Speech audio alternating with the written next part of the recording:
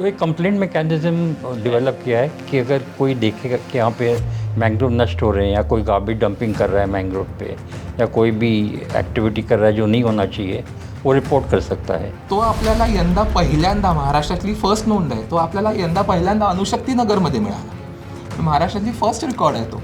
सो असे देखील काही ग्रीन पॅचेस मुंबईत शिल्लक आहेत जे वाचवणं आवश्यक आहे आणि जिथे अशा पद्धतीची बायोडायव्हर्सिटी अजून देखील नांदतात। नेशनल पार्क जो सबसे ज़्यादा प्रोटेक्टेड एरिया माना जाता है, उसमें भी ग्रीनरी कम होती जा रही है। एंक्रोचमेंट तो हो ही रहे हैं and big buildings are also encroaching, slum dwellers also encroaching. ऐसे नहीं कि सिर्फ झोपड़पट्टी एंक्रोचमेंट है। नहीं, मैं आपको दो चीज़ बताऊं तो आपको आश्चर्य होगा। ये बीकेसी कॉम्प्लेक्स जहाँ पे एमएमआरडीए की हेडक्वार्टर्स है वो भी इलीगल है, वो भी मैंग्रोव्स कट के एमएमआरडीए और बीकेसी कॉम्प्लेक्स डेवलप किया गया है। उनका तो फाइल चलेगी, सस्पेंड होंगे, फिर बाद में नहीं होंगे, दोबारा आएंगे, 20 साल तक केस चलता रहेगा, रिटायर हो जाएंगे। लेकिन जब उनको पता चलेगा कि जनता तैयार है केस करने के लिए, तो मुझे लगता है उसका असर ज़्यादा होगा। तो इसमें हल्की एक मजाक में पूछता हूँ कि कितने केस आप लेके बैठे हैं कोर्टों में? I have lost count. तो एसीबी के सामने कितने सारे केसेस पेंडिंग है, विदाउट सैंक्शन वो प्रोसीड नहीं कर सकते हैं। तो गवर्नमेंट ऑफिसर को भी पता है कि वो कुछ भी करें, ऊपर वाला उनको बचा के रखेगा। विदाउट पीआईएल मैंग्रोव तो नहीं बचते महाराष्ट्र में, और ना तो national park, Sanjay Gandhi national park बचता। हाई कोर्ट की वजह से ही ये सब हम सक्सेसफुल रह गए कि जो भी बच सकता है हम बचाने के लिए हम कामयाब रहे हैं। आपण जे काही पाहतोय त्याचं कुठेतरी डॉक्युमेंटेशन झालं पाहिजे, त्याची गरज आता सध्या खूप आहे। अगर पैसे की बात करेंगे तो ऑब्वियसली हमारा इनकम लेवल्स बढ़ चुके हैं, but quality of life has decrease. हर एक एरिया की जो कैपेसिटी है लाइफ फॉर्म को सस्टेन करने की, मेरे हिसाब से तो मुंबई शहर की कैरिंग कैपेसिटी कब से ख़त्म हो गई है, एक्सीड हो चुकी है। हम मेट्रो बना रहे हैं, मेट्रो के साथ कोस्टल रोड बना रहे हैं, कोस्टल रोड के साथ और कुछ बना रहे हैं, माने कुछ सिस्टमॅटिक प्लॅनिंग का नाम और निशान है ही नहीं सिटी में। त्याच्यामुळे खऱ्या मुंबईकरांच्या समस्या सध्या घनकचरा व्यवस्थापन, सांडपाणी व्यवस्थापन हे आहे। कारण का ह्या सगळ्याचा परिणाम मुंबईतल्या वनांवरती, मुंबईतल्या कांदळ वनांवरती, मुंबईतल्या जैवविविधतेवरती पडतो। तो प्रॉब्लम वहाँ से ही शुरुआत हो रही है कि जो ऑर्गेनाइजेशन, जो गवर्नमेंट अथॉरिटीज़ को जो काम करना चाहिए वो खुद काम नहीं कर रहे हैं। एक्चुअली मुंबई में अगर एक बार आपने झाड़ काट दिया तो फिर झाड़ लगाने की जगह ही कहाँ है।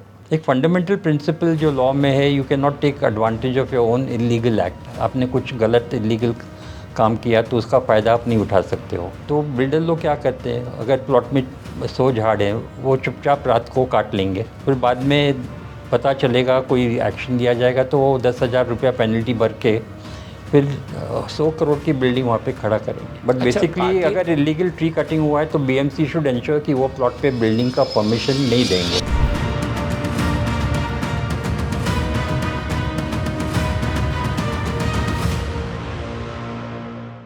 नमस्ते मित्र हो, बोलते महाराष्ट्रात आपलं स्वागत आहे। मिशन मुंबई या कार्यक्रमात परत आपण भेटतोय। माझ्याबरोबर दोन विशेष अतिथी आहेत। आपण बरेच विषय घेतले, आपण ट्रॅफिकचा विषय घेतला, आपण साधारण नागरिकांचा विषय घेतला आणि या आज आपण विचार करणार आहोत मुंबईचा त्या इकोलॉजीचा, एन्व्हायरमेंटचा। म्हणजे एन्व्हायरमेंटने तर काय चाललं आहे, आपण नॉईजचा प्रॉब्लेम बघतो, आपण बघतो की पवई लेक दिसतच नाही, आपण बघतो की मँग्रोव्ज कुठे गेले। मुंबईमध्ये कधीतरी आपल्याकडे वानर येतो, कधीतरी पोपट येतो, कधीतरी टायगर पण येतो। टायगर की कोणसा? लेपर्ड पण येतो। तर हे जे सर्व प्रकार आहेत, म्हणजे मुंबईमध्ये बरंच काही आहे जे आपल्याला माहिती नाही। ते वाचवायचं असेल तर दोन आपल्याकडे महानुभाव आहेत। एक आहेत देवी गोयनकाजी, फार जुने लढवय्ये, एन्व्हायरमेंटबद्दल 30 वर्ष झाल्याने क्षेत्रात काम करत। देवीजी मराठी बोलत आहेत मला माहिती नाही, पहिल्यांदा मराठीत मी कार्यक्रम घेतो आहे, कारण माझ्या आपल्याबरोबर दुसरे वक्ते आहेत ते मराठीत बोलणार। देवी गोयनका जी 1974 से हैं, वर्ल्ड वाइल्ड लाइफ से कनेक्ट थे, बीएनएचए से कनेक्टेड थे और कई सरकारी बॉडीज़ पे रह चुके हैं, एनवायरनमेंट से रिलेटेड, वाटर से रिलेटेड।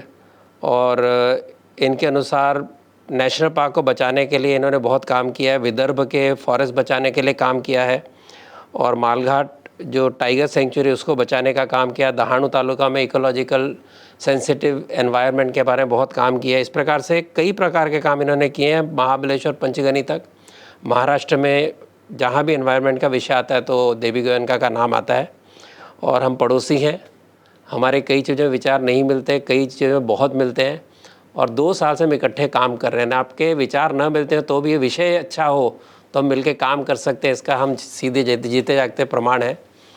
दूसरे मेरे साथ हैं अक्षय सुरेश मांडवकर जी का मुंबई तरुण भारत में वरिष्ठ पर्यावरण प्रतिनिधि, ऐसा इनकी जिम्मेदारी है। 9 साल से पर्यावरण में काम कर रहे हैं और मुंबई और महाराष्ट्र में विशेषकर species and habitats awareness program, इसको चलाने में इनकी पूरी सीरीज़ बनी है। कितने वीडियोज़ के अंदर अभय जी? अक्षय जी 100 की सीरीज़ है, आप देख सकते हैं यूट्यूब के ऊपर। और जो मुझे इसके उन्होंने कई बातें बताई हैं, अभी क्योंकि समय नहीं है इसलिए मैं नहीं बताऊंगा, लेकिन महाराष्ट्र में जहाँ ही कहीं वाइल्ड लाइफ की बात होती है, जहाँ भी कंजर्वेशन की बात होती है, अक्षय जी का नाम ज़रूर आता है। और मुंबई के बारे में इनका बहुत अभ्यास है और कुछ बातें आज अच्छे मज़ेदार बताएंगे। ये जानना इसलिए ज़रूरी है क्योंकि मुंबई में अगर जान रखनी है, मुंबई का अगर प्राण रखना है और मुंबई के बारे में एक अच्छी फीलिंग आनी है आपको रहने के लिए, तो कंक्रीट का जंगल नहीं, बहुत कुछ यहाँ हरा भरा हो सकता है। आपने माई ग्रीन सोसाइटी के साथ भी बातचीत आप सुनी होगी, जिसके अंदर किस प्रकार से हम बचा सकते हैं उसकी बात थी। क्या क्या है मुंबई के बारे पास ये बताने की कोशिश हम कर रहे हैं। एक फील गुड ऐसा कार्यक्रम हो, ऐसा मानता हूँ, प्लस हमारे मन में जिज्ञासा जागे और हम भी कुछ करें, इसके लिए आज का ये मेरा एपिसोड है। तो पहले मैं जानना चाहूँगा कि मुंबई के अंदर मैंग्रोव जो है देवी जी, जिसके बारे में बहुत आप मेहनत करते हैं, तो मैंग्रोव्स मुंबई में कितने हैं और उसका मुंबई को क्या उसका फ़ायदा है? क्या ज़रूरत है? बिल्डिंगें बनाओ, मतलब मेट्रो चलाओ, बिल्डिंगें बनाओ, घर बनाओ, तो आप क्यों मैंग्रोव बचाने की वजह पड़े? कुछ उगता तो है नहीं वहाँ? तो मुंबई में करीबन 60 स्क्वायर किलोमीटर मैंग्रोव बचे हुए हैं और मुंबई शहर कोस्टल सिटी है, तीनों बाजू पानी है और मैंग्रोव्स एक्चुअली कोस्ट लाइन को बचाता है। एक्सट्रीम क्लाइमेटिक इवेंट, सुनामी वगैरह वगैरह, मैंग्रोव प्रोटेक्टिव बैरियर होता है। मछुआरे के लिए भी वो बहुत महत्वपूर्ण है क्योंकि वहाँ पे फ़िश ब्रीडिंग होता है और स्पॉनिंग ग्राउंड भी होता है, तो मछुआरे की पूरी ज़िंदगी मैंग्रोव के ऊपर डिपेंडेंट है। और तीसरी बात है कि जैसे झाड़ तो लंग्स ऑफ द सिटी होते हैं, मैंग्रोव्स की एक यूनिक प्रॉपर्टी है कि वो हैवी मेटल्स और पोल्यूशन को ऑब्जॉर्व करके प्योरीफाई कर सकते हैं। तो they are the kidneys of the city also as well as the lungs. And most importantly अगर कार्बन सिक्वेस्ट्रेशन की बात करेंगे तो मैंग्रोव इकोसिस्टम की कैपेसिटी है 8 times the capacity of any terrestrial ecosystem. तो क्लाइमेट चेंज के लिए भी बहुत महत्वपूर्ण है। And the best part is कि ये नेचर ने हमको फ्री ऑफ कॉस्ट दिया गया है, बट फिर भी हम इसलिए कीमत नहीं है शायद। उसकी कीमत नहीं है। इसलिए अगर आप देखे जाएंगे कि हाई कोर्ट के ऑर्डर के बावजूद भी आजकल जो भी मैंग्रोव डिस्ट्रक्शन हो रहा है मेनली गवर्नमेंट प्रोजेक्ट के लिए ही हो रहा है। That is really the sad part of the story. कितने मैंग्रोव थे जब आपने 30 साल पहले काम शुरू किया? कितने कम हुए अब तक 30 सालों में? जब हमने काम किया था तो महाराष्ट्र में करीब 212 square kilometer as per satellite imagery थे। अगर आज के लेटेस्ट फिगर देखोगे तो करीब 340 स्क्वायर किलोमीटर हो चुके हैं। तो हाई कोर्ट ऑर्डर का बहुत ही फ़ायदा हुआ है। और जब मैंग्रोव सेल बनाया गया फॉरेस्ट डिपार्टमेंट का as per the government decision, तो उन्हें एक डेडिकेटेड सेल बनाया सिर्फ मैंग्रोव प्रोटेक्शन के लिए। It is headed by a very senior officer, additional PCCF level rank, और उनका काम सिर्फ है मैंग्रोव बचाने का। वो सैटेलाइट इमेजिंग से मॉनिटरिंग करने का फ़ायदा है कि हमको तुरंत पता चल जाता है कहाँ पे मैंग्रोव नष्ट हो रहे हैं। तो उसकी रेगुलर मॉनिटरिंग होती है? रेगुलर मॉनिटरिंग होती है, फील्ड विजिट भी होती है। तो आप तो लगे इसी काम के अंदर, लेकिन आम नागरिक उसको बचाने के लिए क्या कर सकता है? तो एक कंप्लेंट मैकेनिज्म डेवलप किया है कि अगर कोई देखेगा कि यहाँ पे मैंग्रोव नष्ट हो रहे हैं या कोई गार्बेज डंपिंग कर रहा है मैंग्रोव पे या कोई भी एक्टिविटी कर रहा है जो नहीं होना चाहिए, वो रिपोर्ट कर सकता है। तो सॉल्ट पैन को जोड़ सकते हैं उसके अंदर? बिल्कुल, क्योंकि अगर हिस्टोरिकली आप देखोगे जब ब्रिटिश ने सॉल्ट पैन की ज़मीन बनाई थी वो मैंग्रोव काट के ही बनाई थी। अच्छा। और अगर आप मुंबई, वडाला वगैरह शिवडी में जाओगे तो वहाँ पे एम्बैंकमेंट का मेंटेनेंस नहीं किया गया है, जहाँ पे सॉल्ट का पानी आना शुरू हुआ है, वहाँ पे मैंग्रोव अपने आप उग रहे हैं। अच्छा, तो मैंग्रोव में अक्षय जी कोणत्या प्रकारचे प्राणी तुम्हाला दिसतात मँग्रोवमध्ये? काय वाचवलं त्यामुळे? तर मुंबईत आपल्याकडे मँग्रोवच्या 7 प्रजाती दिसतात. आपण 7 वेगवेगळ्या प्रकारची झाडं मँग्रोवची आपल्याला दिसतात आणि त्याच्यामधली एव्हिसिनिया मरीना ही जी स्पीशीज आहे ती डॉमिनेटेड स्पीशीज आहे मुंबईमध्ये. त्या स्पीशीजचं असं वैशिष्ट्य आहे की ती स्पीशीज प्रदूषित पाण्यामध्ये राहण्यासाठी तिने स्वतःला ढाळून घेतलेलं आहे. जिथं प्रदूषण आहे तिथे तिथे ती प्रजा स्वतः चांगली वाढते देखील आणि तिची संख्या देखील तिथे आपल्याला दिसते. सो आपल्याकडे 7 प्रजाती आहे. आपल्या पूर्ण महाराष्ट्रात साधारण 20 कांदळवनांच्या प्रजाती आहेत आणि त्याच्यापैकी 7 या फक्त मुंबईत दिसतात. काही दुर्मिळ प्रजाती आपल्याकडे मुंबईत दिसत नाहीत, पण काही चांगल्या चांगल्या प्रजाती जसं की रायझोफोरा मृक्रोनाटा म्हणून एक आपल्याकडे प्रजाती आहे जी चांगली कोकणात देखील दिसते, ती आपल्याकडे देखील दिसते. पण कॅन्डेलिया कांदळ ही जी प्रजात आपण म्हणतो ती आपल्याकडे दिसत नाही मुंबईत. ती खाली रायगड किंवा रत्नागिरीच्या कोस्टलाईनला जास्त दिसते, सिंधुदुर्गात ही दिसते, पण खास करून रत्नागिरीत आणि खास करून दाभोळकडे ती चांगल्या पद्धतीने दिसते. तर ती तिथे का दिसते आणि आपल्याकडे का नाही दिसत? तर प्रदूषण हा जो महत्त्वाचा मुद्दा आहे. मँग्रोवच्या ह्या ज्या काही प्रजाती आहेत त्या प्रदूषणाला सहन देखील करतात आणि काही प्रजाती अजिबात सहन देखील नाही करत. सो ह्या कॅन्डेलिया कॅन्डल आणि अजून जर काही प्रजाती आहेत सोनोरेशिया ॲपेटाला किंवा सोनोरेशिया ॲपेटाला आपल्याकडे आहेत, पण सोनोरेशिया आपण सोनचिप्पी लाल चिप्पी जी म्हणतो ती फक्त सिंधुदुर्गातच. त्यामुळे आपले जीव कोणते प्राणी वाचतात?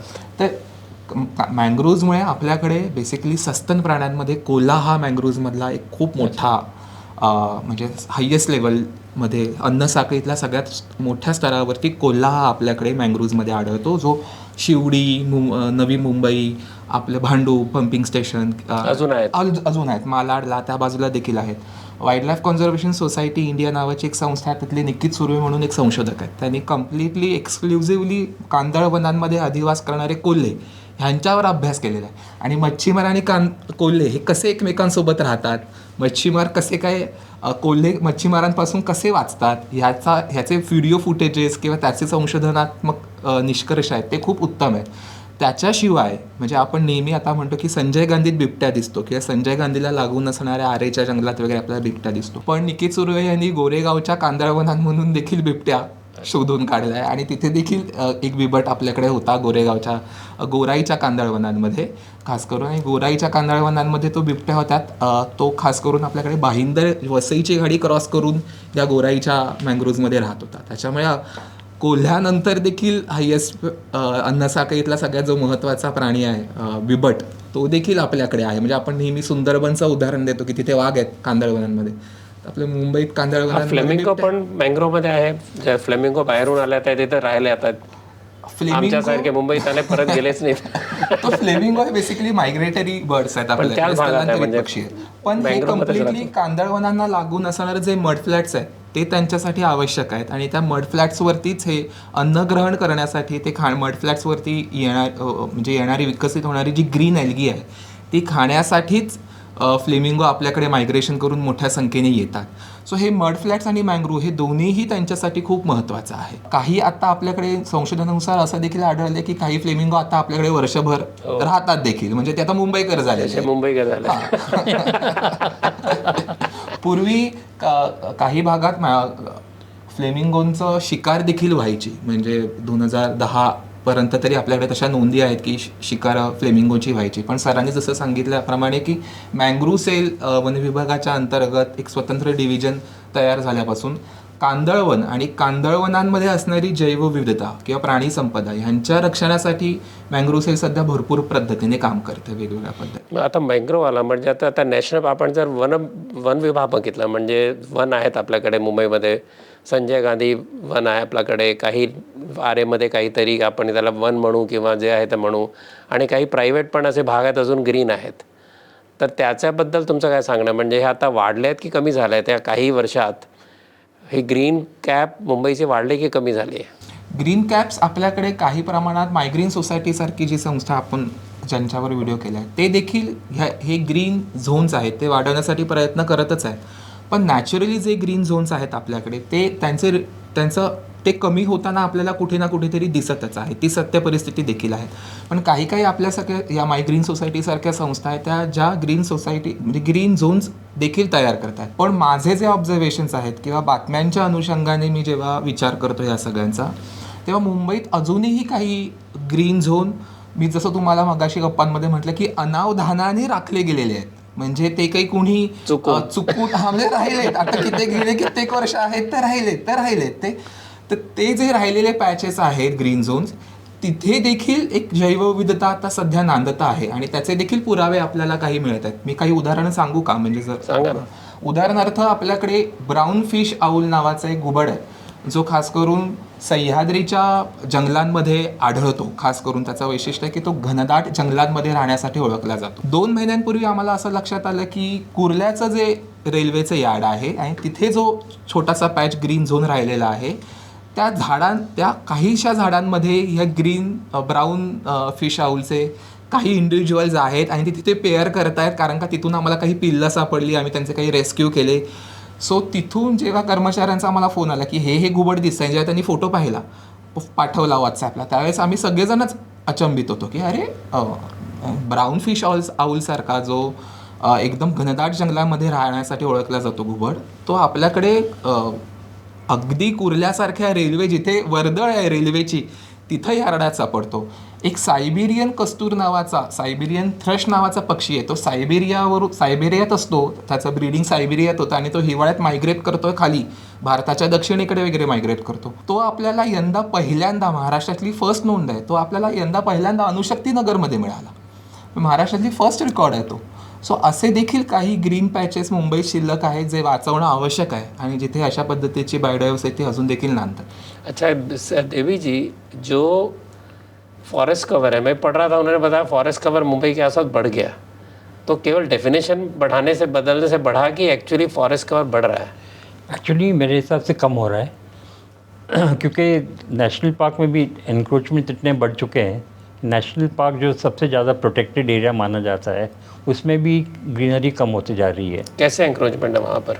वो स्लम ड्वेलर्स के होते हैं, स्लम लॉट के मिलजुल के एनक्रोचमेंट तो बढ़ ही रहा है हाईकोर्ट के ऑर्डर के बावजूद. जैसे ये हाईवे के पास वेस्टर्न एक्सप्रेस हाईवे के उस तरफ वेस्टर्न हाईवे की तरफ भी ईस्टर्न लगातार फैल रहा है शहर. वो कैसे फैल रहा है? वो लीगल है इलीगल? अगर आप मोटे तौर पे देखें, मैं कानून में नहीं जाता कि मोटे तौर पे अगर हम देखें कि वो पहाड़ियाँ थी पहले, वहाँ पर मकान बड़े बड़े हाई राइज बन रहे हैं, क्या वो एंक्रोचमेंट है कि वो लीगली वो आँख बंद कर ली गई कि क्या है वहाँ पर? नहीं, एक्चुअली एंक्रोचमेंट तो हो ही रहे हैं and big buildings are also encroaching, slum dwellers also encroaching. ऐसे नहीं कि सिर्फ झोपड़पट्टी एंक्रोचमेंट है. अनफॉर्चुनेटली क्या हो रहा है कि ये सब हैंड इन ग्लव जो हम बोलते हैं, गवर्नमेंट के अधिकारी, स्लम लॉर्ड्स, पॉलिटिशियंस मिलके ये सब हो रहा है और खुलेआम हो रहा है. अगर आप चेंज ऑफ यूज़ नाम की जो चीज़ है जिसके अंदर वो फॉरेस्ट एरिया था कभी तो भी या आरे का एरिया था, वो कट गया और वहाँ पर चेंज ऑफ यूज़ करके वहाँ बिल्डिंग बन गई, वो लीगल हो गई, लेकिन वो किसी ने परमिशन दी तो उसलिए कवर कम हो रहा है. नहीं तो अभी देखिए कि जैसे CRZ में अभी पता चला है कि CRZ मैप्स फॉर्ज करके उन्होंने दिखाया कि ये नॉन CRZ एरिया है. वैसे फॉरेस्ट एरिया में भी हो रहा है कि नॉन फॉरेस्ट. कितनी जगह से तो फाइल पास होती है. अगर आपने नॉन CRZ को नॉन CRZ बना दिया फाइल के अंदर, तो कई जगह से फाइल तो पास होती है. कैसे होता है फिर वो? तो शारदा जी, अगर आप करप्शन के बारे में बात करना चाहते मैं हैं, करना नहीं चाहता हूँ क्योंकि वो अलग विषय है. उसमें जाएंगे तो वो लोग मुंबई का सब छोड़ देंगे, बोलेंगे हम तो ऐसे ही ठीक है. नहीं, बट वही एक्चुअली प्रॉब्लम है कि जो अधिकारी को काम करना चाहिए वो जब मिल जाते हैं खुद builder जब को, MMRDA खुद ही फाइल बदलती है, ऑफिशियली बड़े बड़े अक्षरों में बदलती है. जैसे पवई के अंदर 5 एकड़ जमीन अभी ब्रुकफील्ड को मिल गई, राइट, वो तो प्रोटेक्टेड एरिया आपके हिसाब से. नो डेवलपमेंट जोन है. हाँ, तो उसको डेवलपमेंट जोन में डाला तो ओपनली डाला. करप्शन की तो बात छोड़ दो, वो नहीं भी होगा करप्शन तो कैसे, मतलब वो सारा जो प्रोटेक्टेड एरिया बोल के रखा गया था, डोमेस्टिक कहा गया था, वो मतलब हाउसिंग के लिए कहा गया, वहाँ पर आज पूरा कमर्शियल एरिया है 5 एकड़ का. तो कहीं से तो फाइल निकली, कहीं से तो परमिशन मिली. नहीं, मैं आपको 2 चीज़ बताऊं तो आपको आश्चर्य होगा. ये BKC कॉम्प्लेक्स जहाँ पे MMRDA की हेडक्वार्टर्स है वो भी इलीगल है. वो भी मैंग्रोव कट के MMRDA और BKC कॉम्प्लेक्स डेवलप किया गया है. और एक पिटिशन अभी भी हाई कोर्ट में पेंडिंग है. मेनका गांधी जी ने फाइल किया था 30 साल पहले, अभी तक उनकी सुनवाई नहीं है. और मैं खुद एक पिटिशनर हूँ. जब एक जजेस की सोसाइटी वर्सोवा मैंग्रोव पे बनी है, तो आप समझ सकते हो कि किस तरीके से ये सब लॉज और रेगुलेशंस को तोड़ा जा रहा है खुलेआम. तो इसमें हल्की एक मजाक में पूछता हूँ कि कितने केस आप लेके बैठे हैं कोर्टों में? I have lost count. कितने PIL हैं, कितने क्रिमिनल सूट्स हैं अंदाज? नहीं, अगर शुरुआत से आप गिनोगे तो 500 से ज़्यादा होंगे. वेयर आई बीन सॉल्व कितने हो गए 500 में से? मेरे ख्याल से बहुत सारे सॉल्व हो गए. अच्छा, मतलब वो कोर्ट में एक फैसला होता है? हाँ बिल्कुल, क्योंकि PIL को थोड़ा प्रायोरिटी दिया जाता है. अच्छा. एंड कभी कभार क्या होता है कि अगर जो मेजर प्रोजेक्ट बोला जाता है, अगर हम स्टे मांगते हैं तो कई बार बोला जाता है कि आप कॉस्ट बनने को तैयार हो क्या नहीं। तो उसका एक ही सोल्यूशन है कि कोर्ट को रिक्वेस्ट किया जाए कि आप फाइनल हियरिंग तुरंत जल्दी कर लीजिए, दो। ताकि ये कॉस्ट का नहीं, आपने सवाल बड़ी नहीं आएगा। इंटरेस्टिंग बात निकाली कि PIL पब्लिक इंटरेस्ट लिटिगेशन, आप तो स्पेशलिस्ट हैं, तो आपको पता है कैसे करना। Right. एक आम व्यक्ति अगर चाहे, फॉर एग्जांपल मेरे मन में था कि गोखले ब्रिज के अंदर जो धांधली हुई, जिसके अंदर इतना बड़ा गैप पड़ा और 4 साल और लोगों को परेशानी होनी पड़ी, वो जो सरकारी अफसर है, मुझे MLA से मेरी बात हुई थी यहीं पर इसी प्रोग्राम में, उसने कहा उस पर इंक्वायरी चल रही है। अभी इंक्वायरी तो 10 साल चलेगी, तब तक रिटायर हो जाएगा। अगर मैं PIL डालना चाहता, मुझे नहीं पता कैसा डालना, तो आप जरा लोगों को बताइए कि PIL अगर वो दाखिल करना चाहे तो उसके लिए क्या क्या रिक्वायरमेंट है, क्या करना चाहिए। नहीं, पहली बात है कि अगर आपको PIL फाइल करना है तो you should not be personally interested in that. ऐसे कैसे होगा? नहीं, कॉन्फ्लिक्ट ऑफ इंटरेस्ट नहीं होना चाहिए फाइनेंशियली। हाँ, फाइनेंशियली होना चाहिए। फाइनेंशियली मतलब मेरा इंटरेस्ट तो है ना, पुल तो मुझे ही पार करना है। नहीं, माने फाइनेंशियली आपका कुछ लॉस या गेन interest नहीं होना होना चाहिए चाहिए। उसमें। दूसरी बात है कि you have to get all your facts right. जो इन्फॉर्मेशन आप कोर्ट के सामने रखोगे, it has to be 100% accurate. तो उसका मतलब है कि आपको RTI फाइल करना है। RTI में जो भी आपको इन्फॉर्मेशन मिलता है वो कोर्ट के सामने रखना चाहिए, और फिर आपको कोर्ट को समझाना पड़ता है कि ये जो हुआ है वो नहीं होना चाहिए था, कौन से कायदा कानून के विरोध है। तो उसके लिए आप खुद आर्ग्यू कर सकते हो। उसके लिए तो वकील चाहिए, इतनी सारी कानूनी किसको पता है। नहीं, एक्चुअली मुझे देखिए, दिख रहा है गलत हो गया, मुझे पता है गलत हो रहा है, मुझे पता है कि फुटपाथ ये जितना होना चाहिए नहीं है, मुझे ये भी पता है कि पर्टिकुलर ब्रिज गलत बनाया, ब्रिज के अंदर गड़बड़ है, तो उसके बाद मैं कैसे जाऊँ कोर्ट में? तो मेरे पास तो ये सब लीगल साधन है नहीं, तो क्या उसका शॉर्टकट क्या है? नहीं तो एक्चुअली अगर आप बॉम्बे हाई कोर्ट की बात करेंगे तो एक्चुअली वी आर फॉर्चुनेट कि बहुत सारे वकील मुंबई हाई कोर्ट में प्रो बोनो केसेस लड़ते हैं।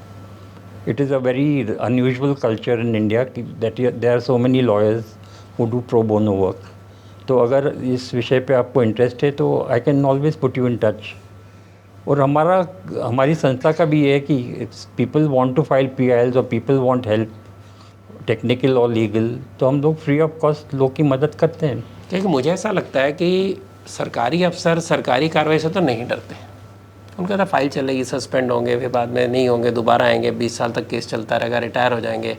लेकिन जब उनको पता चलेगा कि जनता तैयार है केस करने के लिए, तो मुझे लगता है उसका असर ज़्यादा होगा। बिल्कुल, because actually all government officers are protected. You can not prosecute them without the prior sanction of government. और अगर आप देखोगे तो ACB के सामने कितने सारे केसेस पेंडिंग है जो विदाउट सैंक्शन वो प्रोसीड नहीं कर सकते हैं। तो गवर्नमेंट ऑफिसर्स को भी पता है कि वो कुछ भी करें, ऊपर वाला उनको हाँ, क्योंकि बचा के करप्शन रखेगा। पे तो जा ही नहीं रहा। मैं बोलता हूँ फॉर एग्जांपल, अगर गोखले ब्रिज जैसा किस्सा होता है, ये आज बोलते हैं लोअर परेल का अभी इनको पेल्फेस्टोर का ब्रिज गिराना है, राइट। वो बनना चाहिए 4 साल में, समझो 10 साल में बनता है, तो कौन जिम्मेवार है? फिर क्या, किसके वजह आदमी? तो इसके लिए मैंने कहा कि ये जो रास्ते हैं, मैं तो करप्शन को इधर छोड़ देता हूँ। विद इन एग्जिस्टिंग लॉज अगर कोई व्यक्ति ऐसा कर रहा है तो उसका इलाज करने के लिए मुझे लगता है लोगों को और आगे आना चाहिए। बिल्कुल, लोगों को कोर्ट में जाने की तैयारी होनी चाहिए। लोग बोलते हैं कोर्ट में डेट कौन भरेगा? राइट। तो उस सब चीज़ का आपको लगता है कि PIL जो है वो उसे एक अच्छा बन सकता है लोगों के लिए उदाहरण, जिसके अंदर अगर जेन्युइन केस लेके जाते हैं, मैं माफिया की बात नहीं करता, जेन्युइन उनको दिख रही पीड़ा मेरी हो रही है, तो जा सकते हैं। नहीं तो शारदा जी देखिए, विदाउट PIL मैंग्रोव तो नहीं बचते महाराष्ट्र में, और ना तो national park, Sanjay Gandhi national park बचता। हाई कोर्ट की वजह से ही ये सब हम सक्सेसफुल रह गए कि जो भी बच सकता है हम बचाने के लिए हम कामयाब रहे हैं। एंड जो भी काम मेरी संस्था कर रही है, ये वकील की मदद के सिवाय बिल्कुल नहीं हो पाता था। तो आपको इसके लिए करना चाहिए कि लोगों को एजुकेट करना कि कैसे PIL फाइल करना, ये भी एक अलग से होना चाहिए बिल्कुल जानकारी। और एक वकील को भी आप बुला लेंगे, वो भी आपको लीगल पॉइंट्स समझा देंगे, वो भी कर सकते हैं।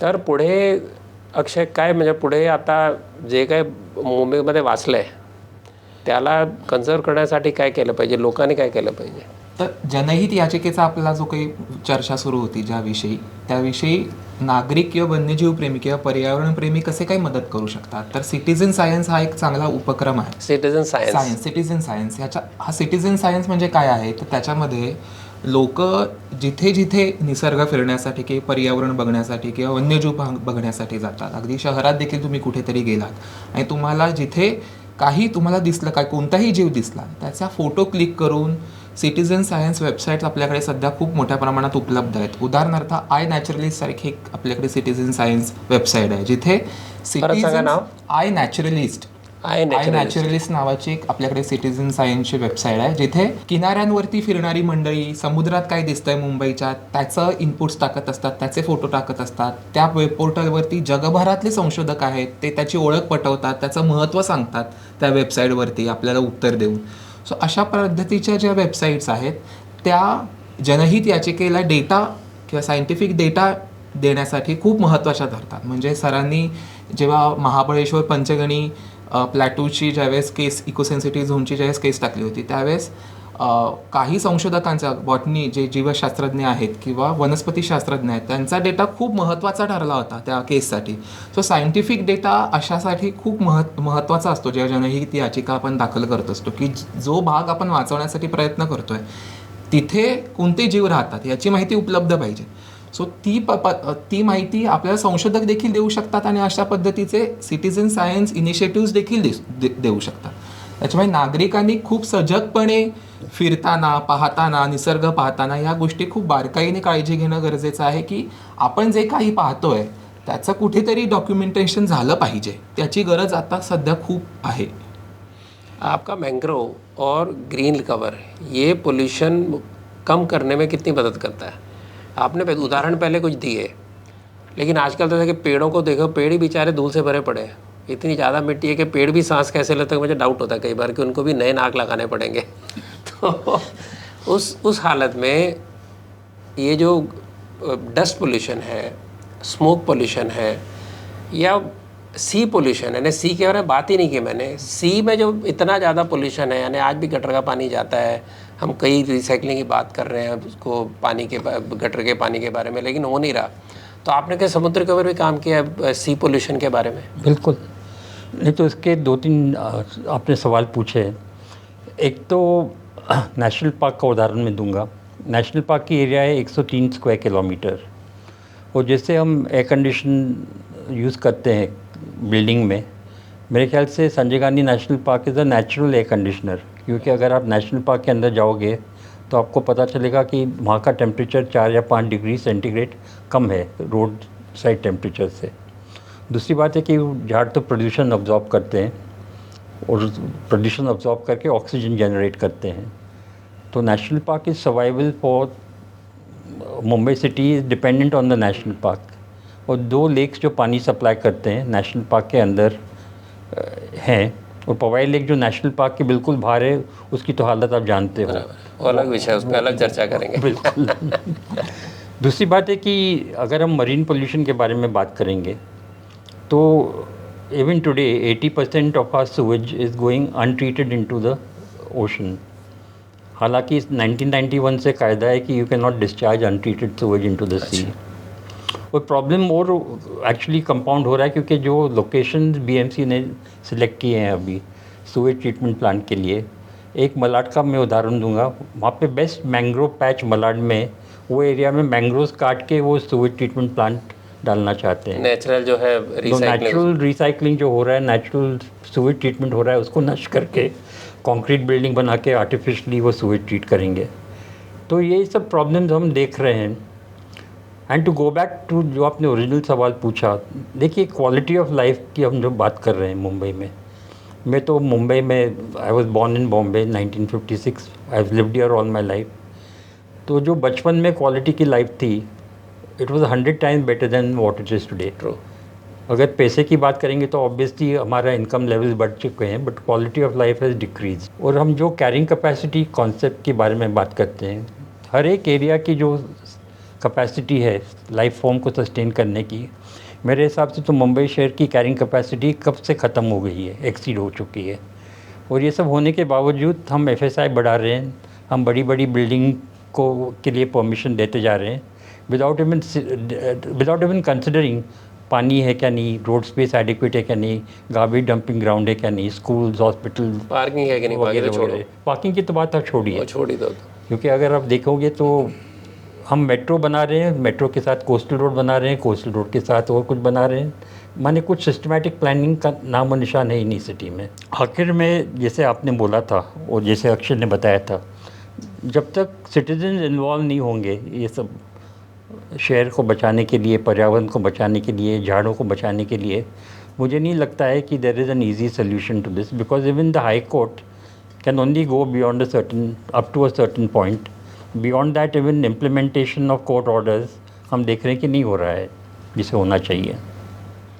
तो आप अभी जो ग्रीन कवर बढ़ाने की बात है, जो प्रैक्टिकली सिटीजन ग्रीन कवर बढ़ाने के लिए कैसे इनिशिएटिव ले सकते हैं? पहिला प्रथम तर नागरिकांनी खूप जागृत राहणं गरजेचं आहे की आपल्या बाजूला काय घडतंय, आपल्या बाजूला जे एक्झिस्टिंग आहे, जे पूर्वीपासून आहे, त्याची काय परिस्थिती आहे आणि त्याची परिस्थिती पुढे काय असणार आहे, ते आपल्याला टिकवायचं आहे का, ह्याची जबाबदारी किंवा ह्याची जाणीव पहिला लोकांना होणं गरजेचं आहे. आणि मग पुढे जाऊन वेगवेगळे प्रकार आहेत. तर वृक्षारोपण आहे, पण वृक्षारोपणासाठी आपल्याकडे जागा कुठे आहे मुंबईत, आपण वृक्षारोपण म्हणतोय. मग त्याच्यासाठी मायग्रीन सोसायटीसारखे जे काही उपक्रम आहेत छोटे छोटे, तर त्या छोट्या जागांमध्ये जास्त वनीकरण सारखी जी मियावाकी ही जी संकल्पना आहे, तशा पद्धतीचे इनिशिएटिव्स आपण घेऊ शकतो का, की छोट्या जागेत अधिक पद्धतीची झाडं लावून, वेगवेगळ्या पद्धतीची झाडं लावून आपण ते ग्रीन कव्हर वाढवू शकतो का, तशा पद्धतीचेही काही उपाय म्हणजे आपण नियोजन करू शकतो. दुसरी महत्त्वाची गोष्ट म्हणजे मुंबईसमोर सध्या घनकचरा व्यवस्थापन, सांडपाणी व्यवस्थापन ह्या समस्या आहेत. ह्या समस्या खूप मोठ्या आहेत. आणि ह्याच्यात म्युन्सिपाल्टी तर आता हात झाडून घेते, ती म्हणे तुम्हीच करा. आत्ताच एक झालेलं आहे की कांजूरमागचं डम्पिंग ग्राउंड बंद करायला सांगितलं हायकोर्टाने. त्यांनी सांगितलं की ते फॉरेस्ट लँड आहे, फॉरेस्ट लँड करून टाका, ते डम्पिंग ग्राउंड करू नका. त्याच्यामुळे खऱ्या मुंबईकरांच्या समस्या सध्या घनकचरा व्यवस्थापन, सांडपाणी व्यवस्थापन हे आहे. कारण का ह्या सगळ्याचा परिणाम मुंबईतल्या वनांवरती, मुंबईतल्या कांदळ वनांवरती, मुंबईतल्या जैवविविधतेवरती पडतोय. घनकचरा व्यवस्थापन, सांडपाणी व्यवस्थापन ह्याच्यावरती लक्ष केंद्रित करणं सुरुवातीला खूप आवश्यक आहे. पण ते नागरिक कसे करणार? पण नागरिकांनी स्वतःचा घनकचरा स्वतः ते सांगता करा तुम्ही. शारदा जी, मैं आपको बता रहा हूँ कि जब पवाई में मैं आया था 1996 में, हमने एक वॉलंटरी स्कीम शुरू की थी. सोसाइटी ने कंट्रीब्यूट किया था और हम गार्बेज सेग्रीगेशन करके हम जो ऑर्गेनिक था कंपोस्टिंग कर रहे थे. बिल्डर ने एक प्लॉट दिया था कंपोस्टिंग के लिए और प्लास्टिक और जो नॉन डिग्रेडेबल था वो बीएमसी को हम दे रहे थे. फिर प्रॉब्लम हो गया कि बिल्डर ने वो प्लॉट बंद कर दिया, तो वो प्रोजेक्ट बंद हो चुका. फिर हम देख रहे थे कि बीएमसी की जो ट्रक आ रही थी, हम सेग्रीगेट करके 2 कंटेनर में रख रहे थे, बीएमसी के लोग मिक्स करके ट्रक में ले जा रहे थे. तो प्रॉब्लम वहाँ से ही शुरुआत हो रही है कि जो ऑर्गेनाइजेशन, जो गवर्नमेंट अथॉरिटीज़ को जो काम करना चाहिए वो खुद काम नहीं कर रहे हैं. वो जैसे आपने अभी बताया, अभी बीएमसी बोल रही है कि वो एक्स्ट्रा टैक्स लेंगे नागरिक के ये गार्बेज सेग्रीगेशन के लिए, और जो उनकी स्टैट्यूटरी ड्यूटी है उसके लिए हमको ज़्यादा पैसा देना पड़ेगा.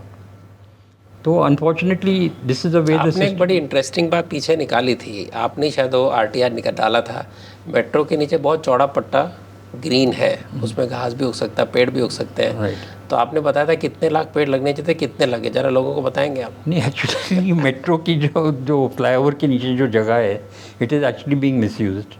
वो अलग बात है, लेकिन आपने ऑफिशियली पता किया कि अब उन्होंने ट्री प्लांटेशन के लिए पैसे दिए और ट्रीज लगे नहीं, और पर ट्री की कॉस्ट को 2 लाख ऐसे आ रही थी. तो वही तो वो मेट्रो के प्रोजेक्ट के लिए था. हाँ, उसके नीचे जो सारा पट्टा वहाँ ट्रीज लग रही हैं. तो actually cost per tree plantation ने 2 लाख से ज़्यादा बताया था, और जो हाई कोर्ट में उन्होंने कमिटमेंट किया था कि हम इतने 100 झाड़ लगाएंगे हर स्टेशन में, एक्चुअली वो 40% टारगेट भी उन्होंने अचीव नहीं किया. और जैसे अक्षय ने बोला, एक्चुअली मुंबई में अगर एक बार आपने झाड़ काट दिया तो फिर झाड़ लगाने की जगह ही कहाँ है. तो मुझे लगता है कि जो भी झाड़ बचे हैं उनको बचाना ज़्यादा मैंने इसलिए कहा इम्पोर्टेंट कि है. जो नई जगह निकली है, जहाँ पर कॉरिडोर है, जहाँ पर पेड़ लग सकते हैं, पौधे लग सकते हैं, उनका भी सही अब हम तो कर नहीं सकते, वी आर नॉट अलाउड. कल को हम बोलें कि सारे JVLR के वहाँ लगाएंगे पेड़, तो हमें तो अलाउड नहीं है. नहीं, बिल्कुल नहीं, और वो उगने भी नहीं देंगे. इनफैक्ट बीएमसी की एक समय पॉलिसी थी कि जो झाड़ लगाएंगे they should not be flowering trees, they should not be fruiting trees. अच्छा. और मैंने पूछा था क्यों, तो बोलेंगे बच्चे लोग पत्थर फेंक के करेंगे तो लोग का नुकसान होगा, तो we will not plant those kind of trees. तो प्रॉब्लम वहाँ से ही शुरुआत होती है. It is wrong thinking, wrong policies, and BMC, MMRD, everybody is taking advantage of this. एक फंडामेंटल प्रिंसिपल जो लॉ में है, you can not take advantage of your own illegal act. आपने कुछ गलत इलीगल काम किया तो उसका फ़ायदा आप नहीं उठा सकते हो. तो बिल्डर लोग क्या करते हैं, अगर प्लॉट में 100 झाड़ हैं वो चुपचाप रात को काट लेंगे, फिर बाद में पता चलेगा कोई एक्शन लिया जाएगा तो वो 10,000 रुपया पेनल्टी भर के फिर 100 करोड़ की बिल्डिंग वहाँ पे खड़ा करेंगे। बट बेसिकली बाकी- अगर इलीगल ट्री कटिंग हुआ है तो बीएमसी शुड इंश्योर कि वो प्लॉट पे बिल्डिंग का परमिशन नहीं देंगे। या ऑल्टरनेटिव प्रूव करे कि मैंने इतने पेड़ लगा दिए। नहीं, वो तो what I am trying to say is कि you can not take advantage of illegal act. Yes, जैसे फॉरेस्ट में भी कई बार होता है कि आदमी लीगली फॉरेस्ट काट लेता है, फिर फॉरेस्ट डिपार्टमेंट ही बोलता है कि यहाँ पे कुछ झाड़ नहीं है तो उनको करने दो जो करना है। वो एक्चुअली विशेष सर्किल बन जाता है एंड इसलिए सिटीजन इन्वॉल्वमेंट बहुत ही ज़्यादा इम्पोर्टेंट है। कुल मिला के जो हमने बातचीत की उसका एक ही नतीजा निकल रहा है कि जब तक सिटीजन इन्वॉल्व नहीं होंगे तब तक ना तो मुंबई हरा होगा, ना क्लीन होगा, ना ग्रीन होगा। तो नारे लगते रहेंगे, होर्डिंग लगाने में कितनी इकोलॉजी बर्बाद होगी लेकिन वो पेड़ तो नहीं लगेंगे। तो कृपया म्यूनिसिपैलिटी में जाएं, बीएमसी में जाएं, एमएमआरडी में जाएं और अपना जो भी एनवायरनमेंट बचाने का जो भी अधिकार है उसको हक से मांगें, हक से उसके लिए काम करें, तब मुंबई में कुछ सांस आ सकती है, वरना आपको पता है कि हॉस्पिटल तो बन ही रहे हैं। इसके साथ ही विषय पूरा करते हैं। बहुत बहुत धन्यवाद। अपना रिएक्शन दीजिएगा, कोई जानकारी चाहिए तो बताइएगा, दिग्विजय जानकारी लेके हम ज़रूर आप तक पहुंचाएंगे और जो भी हम कर सकें, जिसको वाइल्ड लाइफ में इंटरेस्ट है मुंबई की, अक्षय से बात करें। महाराष्ट्र मुंबई तरुण भारत में इनके पास पूरा डिवीज़न है, इनकी पूरी यूट्यूब है, तो वहाँ जाके आप देखें। मुंबई में काफ़ी कुछ है आज भी अजूबा, इसलिए कहीं से लेपर्ड सडनली पवई पे निकलता है, कहीं वो गोरेगांव में निकलता है, वो भी अपना रास्ता ढूंढ रहा है। तो आइए सब मिलकर मुंबई को बचाने का प्रयत्न करें। बहुत बहुत धन्यवाद। नमस्कार।